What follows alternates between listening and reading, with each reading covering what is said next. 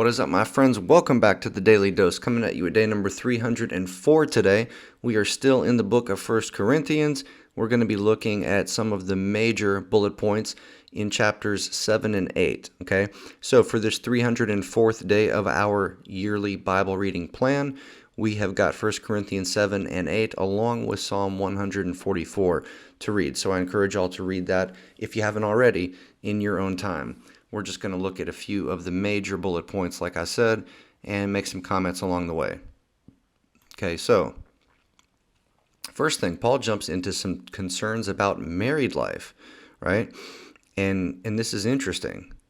This is interesting, and let's see where this goes. I'm just going to start off reading a little bit at the beginning of chapter 7. It says, "Now for the matters you wrote about, it is good for a man not to have sexual relations with a woman. But since sexual immorality is occurring, each man should have sexual relations with his own wife, and each woman with her own husband. The husband should fulfill his marital duty to his wife, and likewise the wife to her husband. The wife does not have authority over her own body, but yields it to her husband. In the same way, the husband does not have authority over his own body, but yields it to his wife." Okay? "Do not deprive each other, except perhaps by mutual consent and for a time, so that you may devote yourselves to prayer. Then come together again so that Satan will not tempt you because of your lack of self-control." So here we read that sex is part of marriage, that it's good within the marriage environment. Okay?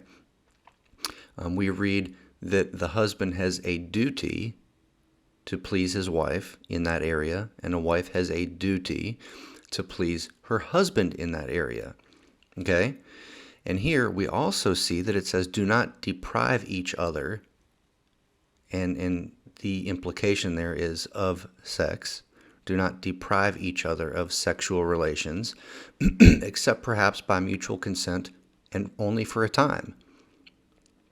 Okay, so here Paul is saying, look, you guys should not deprive one another for any reason, except the only time it's okay to go for a period of time without having sexual relations is if the husband and wife agree on it, right?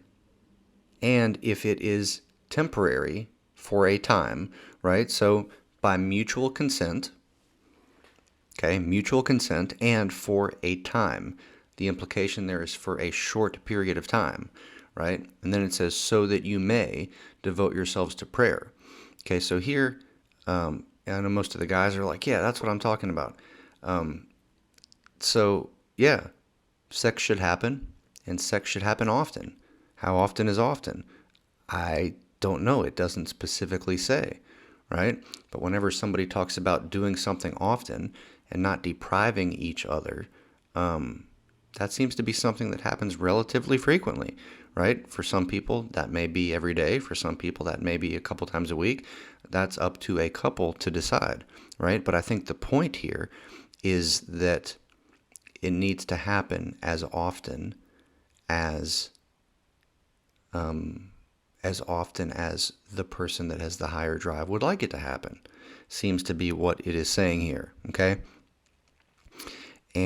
And then it goes on to say this, "Now, to the unmarried and to the widows, I say, it is good for them to stay unmarried, as I do, but if they cannot control themselves, they should marry." Again, here the implication is if they cannot control themselves from a sexual perspective, right, then they should marry, for it is better to marry than to burn with passion. I want you guys to see what this is saying, okay? This may hurt your feelings. You may not agree with it, but look, right here, Paul is saying that a legitimate reason to get married is to have sex. That's what he's saying, right? He's saying now to the unmarried and to the widows, okay, people who have lost a spouse or people who are not married, it's good for them to stay unmarried. Paul's saying there's nothing wrong with that. It's okay for them to not get married. But if they cannot control themselves sexually, then they should marry. Wow. So Paul is saying a reason for marriage is sex. It's not the only reason, but think about it. How many things in the Bible are we forbidden from doing outside of a marriage relationship? Right? Think about that. The only thing I know of that's forbidden outside of a marriage relationship is sex. Just about anything else you can do outside of a marriage that you could do inside of a marriage. It may not necessarily be wise to do, right? But as long as you're not having sex, I don't think that there's sin going on, right? It's not a good idea, but in theory you could live together. You could be friends. You can hang out. You can date, right? You can eat meals together, right? What are you forbidden from doing until you're married? The only thing that I am aware of is sex, right? So that tells me that sex is the primary reason for marriage. That's just my opinion and my interpretation, but I think there's a biblical case for that, okay? That's the main reason for marriage. So anyways, moving on from there, the next section talks about the changing of status and like what status you have before you come to Christ and after you come to Christ. And here it says, nevertheless, each person should live as a believer in whatever situation the Lord has assigned to them, just as God has called them. So I want you to notice this, okay? Here it says that each person should live as a believer in whatever situation the Lord has assigned to them. Friends, it's saying that the Lord has assigned our situations to us. Have you ever thought about that? That whatever situation we're in, whether it be the profession that we're in or the marriage that we ultimately find ourselves in, or just whatever the case may be, right? Our home life, life with potential health issues or disabilities, whatever our situation is. Here it says the Lord has assigned it to them, to us, right? And then it goes on to say, this is the rule I lay down in all the churches. Was a man already circumcised when he was called? He shouldn't become uncircumcised. Was a man uncircumcised when he was called? He should not be circumcised. Circumcision is nothing and uncircumcision is nothing. Okay? Keeping God's commands is what counts. Each person should remain in the situation they were in when God called them. So look at this. Paul, did you see that? Paul did not say faith is what counts. I'm not saying that's not true, but that's not what Paul said. Paul said circumcision is nothing and uncircumcision is nothing. Keeping God's commands is what counts. He didn't say faith is what counts. He didn't say believing is what counts. He didn't say repenting is what counts. He says keeping God's commands is what counts. So here we see Paul, who preached just as much as anybody else that we are saved by grace through faith and not of works. We're not saved by our works, right? Paul will be the first one to tell you that. But somehow, mysteriously, at the same time, Paul is also saying keeping God's commands is what counts. Just like James. It's not about saying, it's about doing. It's not about words, it's about deeds. It's about action, okay? So then we move on to a section that Paul goes into talking specifically about the unmarried, about people that are not married. And he gives some advice here, okay? One of the things he says is, are you pledged to a woman? Do not seek to be released. Are you free from such a commitment? Do not look for a wife. So look, Paul's saying, look, if you come to Christ and you're already engaged to a woman, look, am I saying that you need to break that engagement off? No. Right? Paul is saying don't break the engagement off. There's nothing wrong with being married. That's fine. That's totally fine. But then Paul goes on to say, are you free from such a commitment, from an engagement, presumably? He's saying do not look for a wife. Right? So here Paul is saying, look, are you already engaged? Don't try to do away with that situation. Are you single? Okay, you don't necessarily have to go run around trying to hurry up and find a wife, right? But then he goes on to say, but if you do marry, you have not sinned. If a virgin marries, she has not sinned. But those who marry will face many troubles in this life, and I want to spare you this. So here Paul is saying, look, marriage is good, okay? And not being married is okay too, right? They're both okay. There's nothing inherently wrong with either of those, right? And then Paul is going on and saying, look, if you get married, you haven't sinned, right? But, right? So when he uses that word but, it's kind of like saying, okay, I just said that. But in contrast to that, I'm also going to say this, right? So that but is kind of in there to let us know that he's about to say something that seems to go against or provide a different point of view from what was said a moment ago, okay? He says, but those who marry will face many troubles in this life, and I want to spare you this. Friends, if you are not married and you are looking to get married, heed those words, okay? Those who marry will, not may, will face many troubles in this life, okay? And Paul wants to spare you from this, okay? It's true. It's truth. There's a lot of struggles that come into play when you get married because two people are becoming one. You've got two sets of opinions. You've got two sets of points of view. You've got two sets of desires, two sets of goals, two sets of pretty much everything that have to be reconciled together. And there are going to be problems. There are going to be arguments. There are going to be disagreements. There is going to be heartache. There is going to be tears. There's going to be joy, right? But there's a lot of hardship involved with navigating a marriage for anybody, right? And then he goes on to clarify a little bit more about his opinion why it's good to be single. He says, I would like you to be free from concern. An unmarried man is concerned about the Lord's affairs, how he can please the Lord. But a married man is concerned about the affairs of this world, how he can please his wife, and his interests are divided. And so here we see Paul saying, look, if a guy is married, a lot of his energy, a lot of his concern, it goes towards pleasing his wife, which I think is natural, and I don't think there's anything wrong with that, right?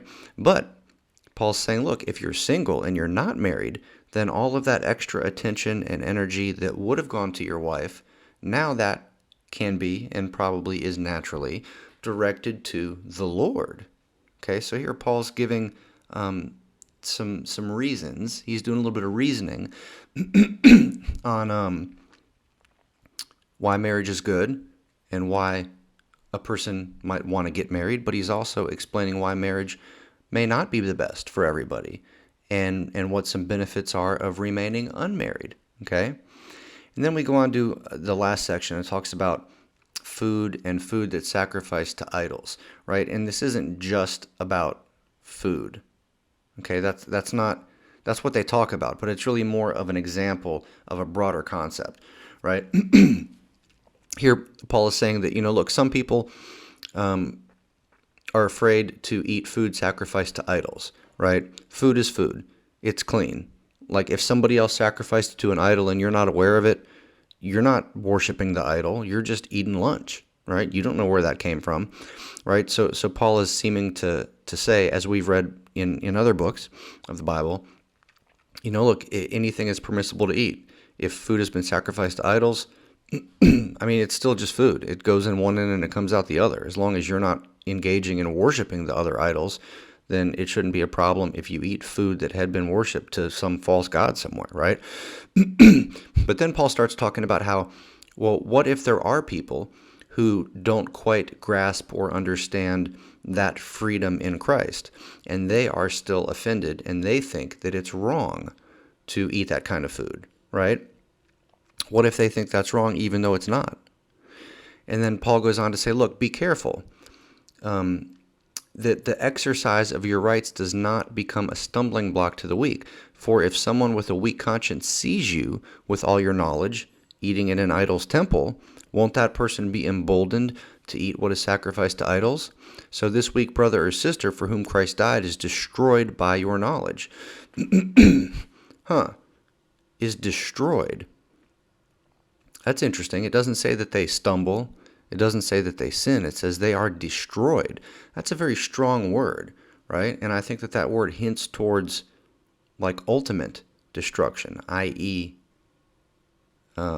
separation from Christ in hell. And if that is what it means, I don't know that it is, but if that is what it means, it appears that that is resulting from a person engaging in something that they believe is sinful, right? So here we've got a person with a weaker conscience who thinks that eating in a temple, in an idol's temple, is sinful, even though it may not necessarily be, right? But this person, because they have a weak conscience, or in this case, a very strict conscience, they think something is sinful. And this is a whole other concept that I'm going to talk about in a chaotic serenity, right? So hold that thought. I'm not sure when this video is going to post compared to when I'm going to post that chaotic serenity video. So you may have already seen it. But anyways, I'm going to talk about this on the chaotic serenity video because this is very interesting. But anyways, it says, when you sin against them in this way and wound their weak conscience, you sin against Christ. Therefore, if what I eat causes my brother or sister to fall into sin, I will never eat meat again, so that I will not cause them to fall. Here, we have a very good principle. And this principle is, look, just in general, if I'm doing something that is okay for me to do, right? I'm not engaging in sin, but what I'm engaging in, I've got the freedom to do it, and again, but it may tempt or cause other people to stumble, then I shouldn't do it, right? Is it okay to drink alcohol? Yes, I believe it is. The Bible tells us that it's a sin to be a drunkard, somebody who is perpetually intoxicated all the time, right? But it does not appear to be a sin to just drink in moderation, okay? So if you've got somebody who can drink 1 beer, 2 beers, 3 beers, and be fine, and put the alcohol down and not touch it again for a few days or a week or a month or whatever, right? You got somebody like that, and they go out to dinner with somebody who they know is a recovering alcoholic, somebody who is extremely tempted, and once they start drinking, they have trouble stopping, and it becomes a pattern of drunkenness, right? So you've got somebody who does not struggle with that problem or that addiction, right? Or with that weak conscience. And then you've got somebody who does struggle, right? So if the person who is free to drink does it in such a way as to tempt the person who struggles with it, then that's a problem, right? Paul is saying, look, if you're free to do something, but you're doing it around somebody who is not as free, or somebody who is weak, or somebody who struggles in that area, and it leads to sin, right? Do not exercise your freedom.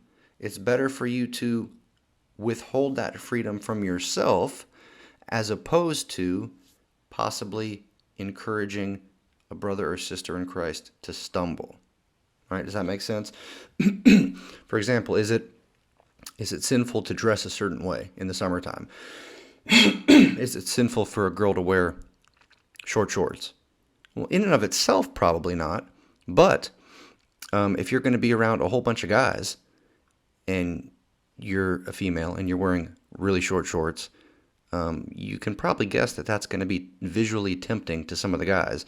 And it's probably not a very loving thing for you to do, to dress somewhat provocatively in the company of the opposite sex.